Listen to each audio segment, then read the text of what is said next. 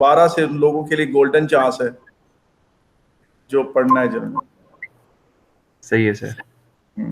तो ये आखिरी, क्योंकि अब दोबारा नहीं होगा उसके बाद। और सर मैकेनिक्स?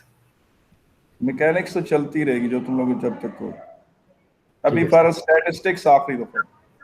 सर S2 या S3? S2 S3 सारा कुछ मिला फुल। ठीक है सर। S2 से स्टार्ट लेकर S3। बिस्मिल्लाहिर्रहमानिर्रहीम। बेटा बिस्मिल्लाहिर्रहमानिर्रहीम, आपके सामने ये क्वेश्चन एक आया हुआ है। State an fact, one in each case, that provides evidence for the wave nature of particle. ये तो खैर अभी आपने पढ़ा नहीं है, ये चीज आपने पढ़ी नहीं है, इसको छोड़ देंगे। इलेक्ट्रॉन डायफ्रैक्शन एक्सपेरिमेंट, ठीक है, इसको भूल है। Particle nature of electromagnetic waves, ये आपने पढ़ा है। फोटो इलेक्ट्रिक इफेक्ट,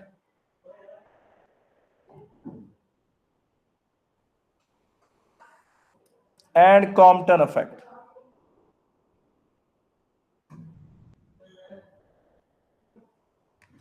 ये जो आपको दिखाए गए हैं बेटा, ये जो आपके सामने 4 लकीरें आ रही, ये एक्चुअली ये न्यूक्लियस है। न्यूक्लियस के गिर्द ये ऑर्बिट्स हैं। ऑर्बिट्स हैं या एनर्जी लेवल्स हैं। हर ऑर्बिट को आप एनर्जी लेवल भी कह सकते हैं, हर ऑर्बिट को एनर्जी लेवल भी कह सकते हैं। और उसमें से उन्होंने ये आपको इस तरह करके दिखाए हैं। ये जो 4 लकीरें हैं, ये एक्चुअली ये वाली 4 लकीरें हैं, ये और ये वाली 4 लकीरें, और इनकी एनर्जियां साथ दी हुई। जो न्यूक्लियस से दूर है, ये जो रेड ब्लैक में मैंने लाइनें लगाई हैं, एक्चुअली उन्होंने ये वाली लाइनें लगाई हुई, और ये ब्लैक लाइंस एनर्जी लेवल्स हैं, ठीक है। ये एनर्जी लेवल्स। एक बेटा मैडम मैं दरवाजा बंद कर लूं, बाहर बच्चे शोर कर रहे हैं।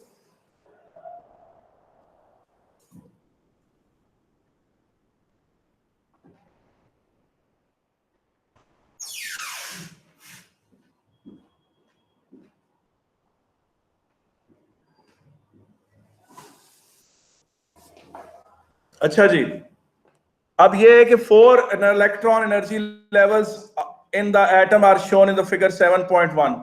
ये आपके सामने एन एमिशन स्पेक्ट्रम। अब आप मुझे बताएं कि अब आपको पता है उस ट्यूब में trillions and trillions of atoms होते हैं। वो जो आप लाइन एमिशन स्पेक्ट्रम के लिए ट्यूब नहीं बनाते, वो वाली जो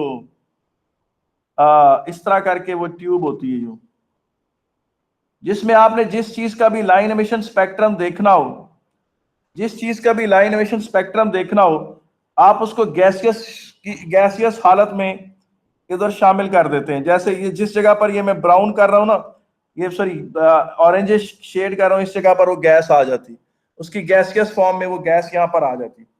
बट अगर मेटल भी है तो उसकी भी गैसियस फॉर्म बना देते हैं इधर, और उसको हाई वोल्टेज देते हैं। तो उसमें अगर उसका थोड़ा सा भी 0.1 मोल भी आपने डाला हो, या इवन 0.01 मोल भी, तो trillions and trillions of atoms होते हैं उसमें। ट्रिलियंस ऑफ एटम्स में कई मिलियन एटम्स ऐसे होंगे जिसमें इलेक्ट्रॉन ने ये वाली जंप की होगी, और मिलियंस ऑफ एटम्स ऐसे होंगे जिनमें इलेक्ट्रॉन ने ये वाली जंप की होगी। मिलियंस ऑफ एटम्स ऐसे होंगे जिनमें इलेक्ट्रॉन ने ये वाली जंप की होगी। तो ये पॉसिबल ट्रांजिशंस हैं, मगर ये भी पॉसिबल है। ये देखिए, ये वाली भी, तो ये ऊपर से नीचे जंप कर रहा है, और फिर ये वाली भी जंप पॉसिबल है। ये देखें, ये वो है जो सेकेंड ऑर्बिट में एंड हो रही है, और फिर ये वाली जंप भी पॉसिबल है। सर जी मैं सुन रहा हूं। सही, ऊपर से नीचे जंप क्यों कर रहे हैं? बेटा जब इलेक्ट्रॉन एनोड से, जब कैथोड से इलेक्ट्रॉन्स निकलेंगे, वो ऑल द वे एनोड तक जाएंगे, उनके रास्ते में वो एटम्स आएंगे जो आपने यहां पर गैसियस फॉर्म में दाखिल किए हुए। तो कैथोड से निकले हुए इलेक्ट्रॉन एनोड तक जाते हुए रास्ते में उनको क्या करेंगे जी, क्या करेंगे, उनके एटम्स को क्या कर देंगे, वो कर देंगे, एक्साइट कर देंगे। उनके इलेक्ट्रॉन्स को लोअर ऑर्बिट से हायर ऑर्बिट में उछाल कर फेंक देंगे। Trillions and trillions of atoms को एक्साइट कर देंगे। तो जाहिर है जब वो इलेक्ट्रॉन और एटम एक्साइटेड हो गए, तो थोड़ी देर बाद उनके इलेक्ट्रॉन्स अपने लोअर ग्राउंड स्टेट की तरफ रिटर्न करेंगे और उसमें हर तरह की जो पॉसिबल जंप है वो अकर होगी जो इस तरह हो सकती है। अच्छा, और अब आप आपको हाई पता है, एनर्जी दिखा रहे हैं। हाँ, और आपको पता है कि ये वाली जो रीजन है, दो ऑर्बिट्स के बीच में जो लेवल है, ये फॉरबिडन लेवल है, इस पे कोई इलेक्ट्रॉन मौजूद नहीं होता। ठीक है कि नहीं? अब आए जरा क्वेश्चन देखें। An emission spectrum is associated with electron transition between these energy levels. For this spectrum state the number of lines, यानी नंबर ऑफ जंप्स कितनी है। ये आपके सामने कितनी जंप्स मैंने दिखाई हैं? 6। तो 6 मुख्तलिफ एनर्जियों के फोटोन एमिट होंगे, 6 फोटॉन्स एमिट होंगे इसमें। मिनिमम वेवलेंथ किसकी होगी बेटा? मिनिमम वेवलेंथ उसकी होगी जिसकी सबसे लंबी छलांग होगी। देखिए यहां से जब एक इलेक्ट्रॉन जंप करके यूं नीचे आ रहा है, इस इलेक्ट्रॉन ने सबसे ज्यादा एनर्जी लूज की। इस इलेक्ट्रॉन ने क्या है, सबसे ज्यादा एनर्जी लूज की है, जो चौथे ऑर्बिट से पहले ऑर्बिट में गिरा है आकर। इस इलेक्ट्रॉन ने जो चौथे ऑर्बिट से पहले ऑर्बिट में आकर गिरा है, इसने सबसे ज्यादा एनर्जी लूज की है। इसने आखिर को कितनी एनर्जी लूज की है अभी देख लेते हैं। उसकी energy at higher orbit minus energy at lower orbit, तो वो कितनी बनती है?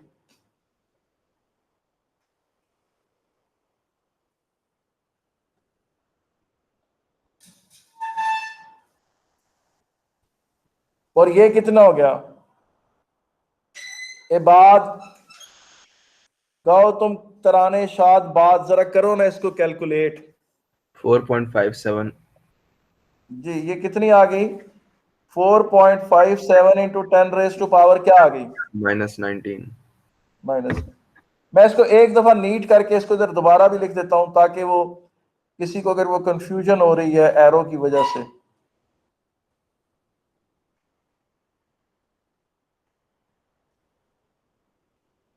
फिर लाइन आ गई, लाइन से बच कर इधर आए थे, फिर लाइन आ गई। यूं सिंप्लीफाई माइनस माइनस, ये देखें, ये दो जो माइनस है, ये जो दो माइनस है इधर, ये दो माइनस प्लस हो जाएंगे यूं, और फिर इसमें से ये वाला माइनस हो जाएगा, तो ये आंसर आ जाएगा। तो मैं बाकी सब चीजें मिटा देता हूं। इलेक्ट्रॉन ने जंप की, तो ये biggest loss of potential energy ये वाला होगा। टोटल एनर्जी, पोटेंशियल एनर्जी नहीं कहना चाहिए, टोटल एनर्जी कहना चाहिए, क्योंकि आपको पता है कि किसी भी ऑर्बिट में इलेक्ट्रॉन के पास दोनों एनर्जीज का सम होता है।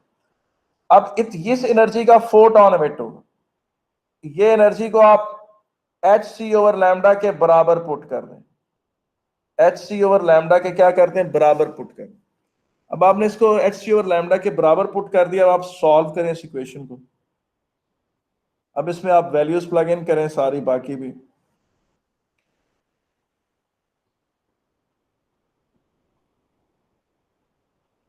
एज की वैल्यू है 6.626 और सी जो है स्पीड ऑफ लाइट है over wavelength. Sir H C over lambda total energy का फॉर्मूला है। जी एनर्जी ऑफ द फोटोन। ठीक है सर। 4 पॉइंट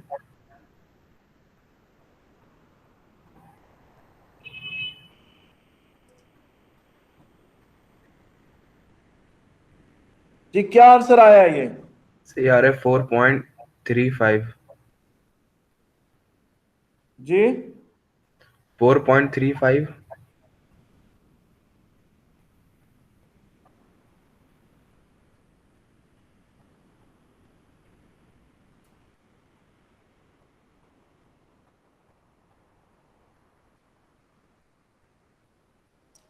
जी यार ये सारा कुछ ही कट गया, सर किधर अंडू चला को गया? यहां पर से- आ गई यार। ये मेरे ख्याल है डायग्राम थोड़ी अच्छा कुछ मेरे ख्याल है गड़बड़ हो गई। पर क्या है, वेवलेंथ की वैल्यू क्या आई है? 4.35 10 पावर हाँ -7 माइनस 7 मीटर। ये कितनी बनती कितनी है ये? 4.35 into 10 raise to power -7 -7। 435 into 10 raise to power -9 metre. 435 nanometre. 435 क्या जी? नैनोमीटर। नैनोमीटर। ठीक है, कोई मसला तो नहीं है यार इसमें? हाँ नहीं सर। ठीक है, और उसके बाद आप बाकी भी आप कैलकुलेट कर सकते हैं। ठीक है यार, इसका पार्ट 2 किधर गया, ये नहीं समझ आ रहा। इस तरह तो नहीं कि मैंने कोई काम गड़बड़ हमने नहीं कर दिया।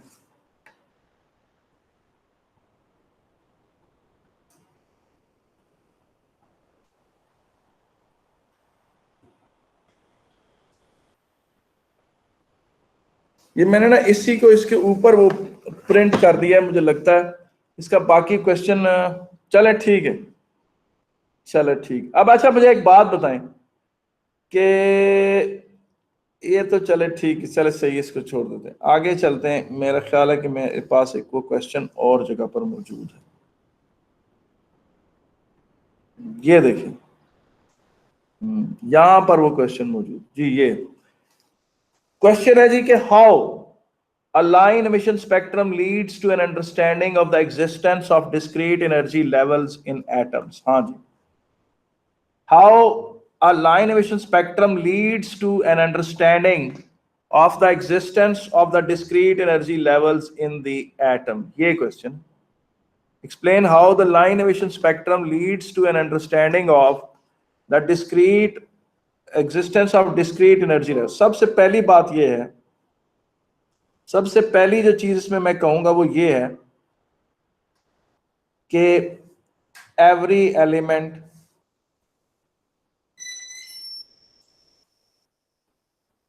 has its own characteristic line emission spectrum। अच्छा, अगर आपने पेपर में LES लिख दिया तो वो समझ उनको आ जाएगी कि ये वो ठीक ही कह रहे, ठीक है कि नहीं है। वो उसका वो निकालना पड़ेगा। तुम इधर आके बैठ जाओ, उसको इसको लगा दो, ये जाने लगा।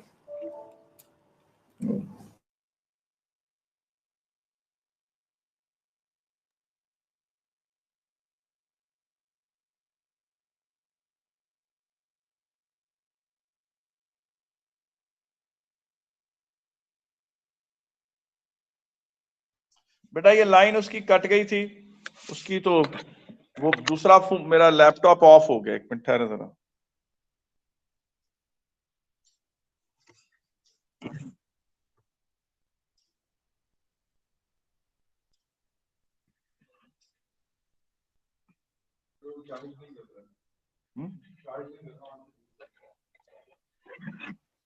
फिर आप इधर आ जाओ, उसको बंद कर, आप यहाँ पर साथ आके बैठो।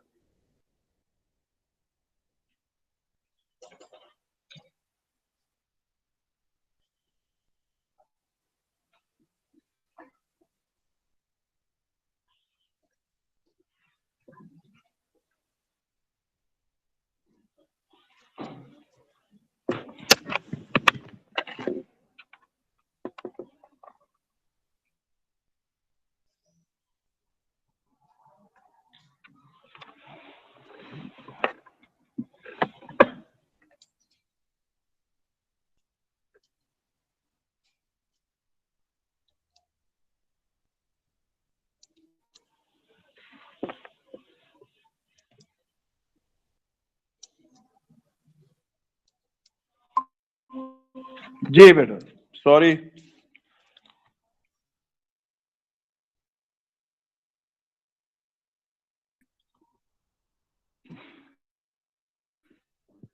जी आपके सामने आया है कि नहीं ये? जी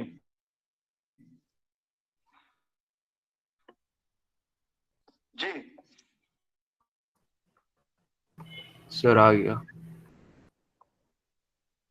आपके सामने आया है सर आपकी आवाज नहीं आ रही सही।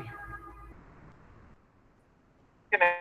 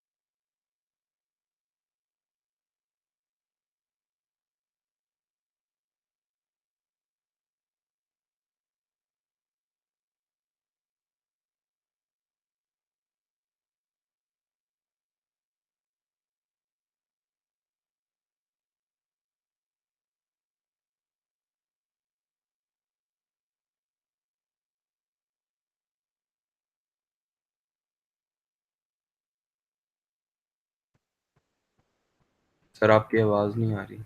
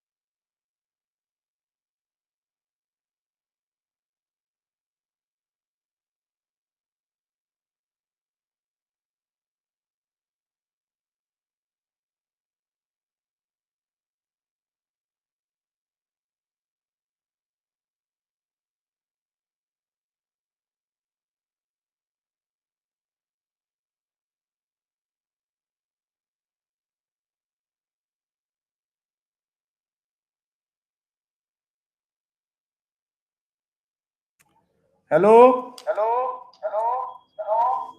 जी सर।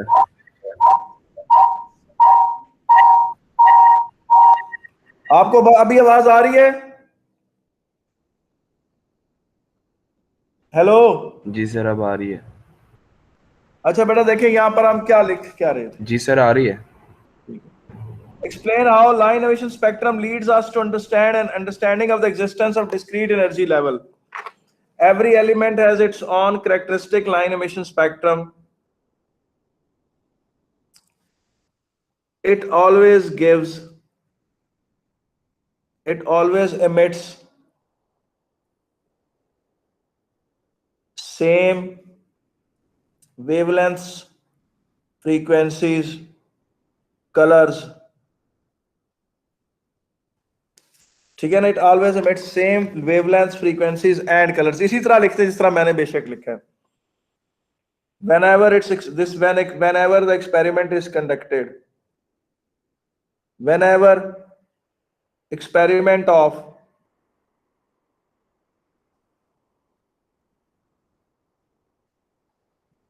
experiment को भी EXC लिख दें, of LES is conducted. ठीक है कि नहीं? हमेशा यही होता है. This corresponds to discrete transitions. इसका मतलब इलेक्ट्रॉन्स खास किस्म की जंपें मारते हैं. This indicates existence of discrete energy levels and discrete transitions, fixed transitions between the atoms. Every element has its own characteristic line emission spectrum. It always emits same wavelengths, frequencies, colors. Whenever experiment of LES is conducted, this indicates existence of discrete energy levels and discrete fixed transitions between the atoms. ठीक है कि नहीं? कोई मसला तो नहीं यहाँ तक बेटा? हेलो, ठीक है. अच्छा, some of the lines of the emission spectrum of atomic hydrogen are shown. Okay, ये देखें कुछ वेवलेंथ्स दिखाई गई हैं। Some of the lines of emission spectrum of atomic hydrogen are shown. ठीक है कि नहीं? ठीक है। 410, 430, 486। The photon energies associated with some of these lines are shown.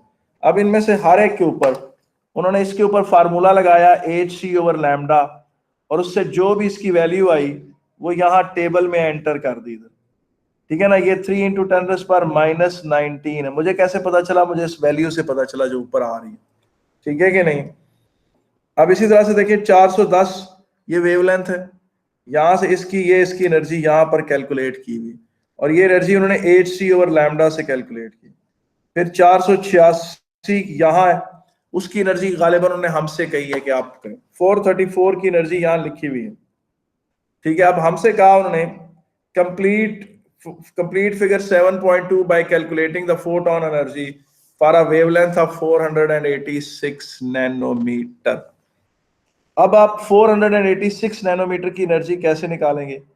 hc/λ लगाएं उसके ऊपर, 6.626 into 10⁻34, c speed of light over 8, wavelength कितनी है? 486 into 10⁻9। ये आंसर निकाल लें बेटा, क्या आता है जी? ये आंसर निकालें, देखें क्या आता है।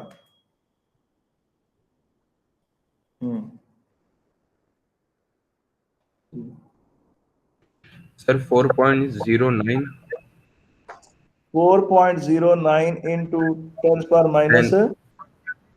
19। तो बस ये मैं यहाँ पर 4.09 लिखूंगा क्योंकि 10⁻19 तो यहाँ साथ लिखा हुआ है।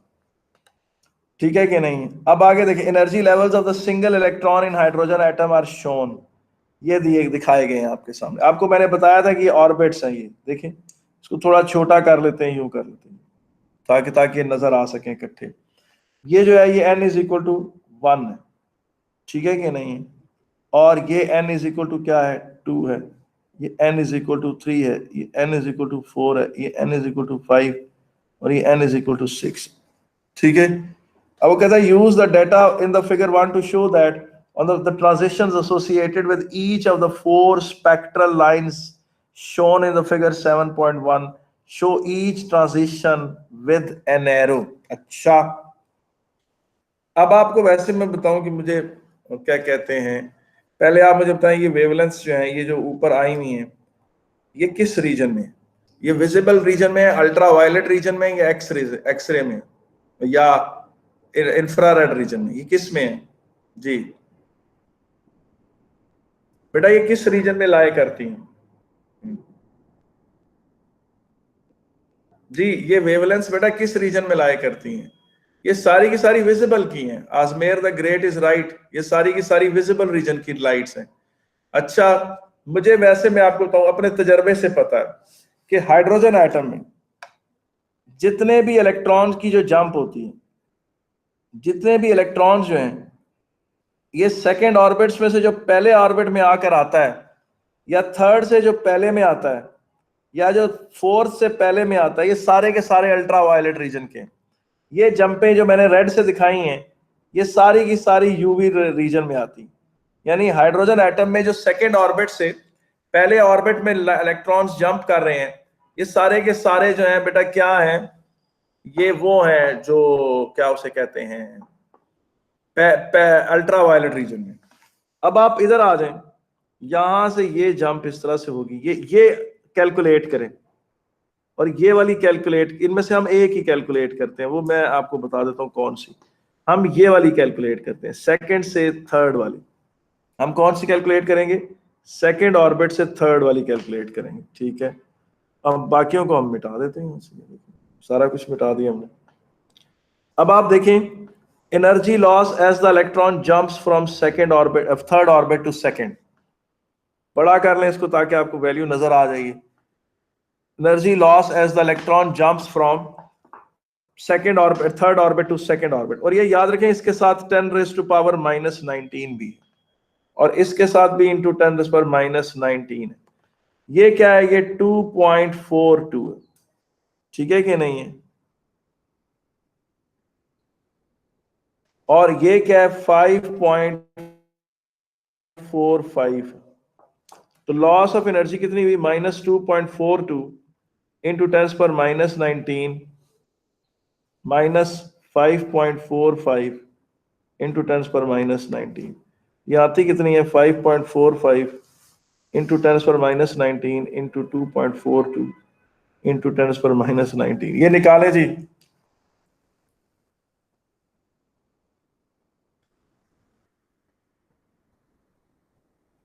जूस 3.03 इंटू 10⁻19 जी, क्या आती है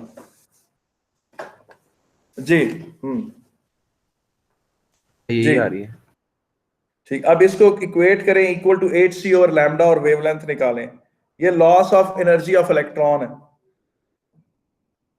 इससे क्या होगा? जब इलेक्ट्रॉन जंप करेगा तो क्या पैदा होगा? फोटोन पैदा होगा। यहां से फोटोन पहले वजूद में नहीं था, इलेक्ट्रॉन की जंप ने उसको खल्क किया, पैदा किया उसको। Is equal to 6.6 into 5, 6.626 into 10⁻34 into 3 into 10⁻8 over wavelength. जरा कोई बंदा कैलकुलेट करके मुझे बताइए ये वेवलेंथ आती कितनी जी? 6.656 इंटू 10⁻7, 6.625 इंटू 10⁻7 मीटर, यानी कि 662.5 नैनोमीटर। 662.5 नैनोमीटर, 662.5 नैनोमीटर जी। तो ये क्या, कौन सी बनती, कौन सी? जी जी जी, मैं 656 आएगी सर। 656 आएगी। 6.56 है। 6.56, आई एम सॉरी, मैं भी कहूँ कि ये कैसे मुमकिन है? वेवलेंथ कितनी आ गई जनाब? 656 नैनोमीटर। तो आप देखें ये कौन से वाली है? ये वो है, ये देखिए मैं अब सारा कुछ मिटाता हूं। ये कैलकुलेशन तो हमने नहीं दिखानी थी उसको।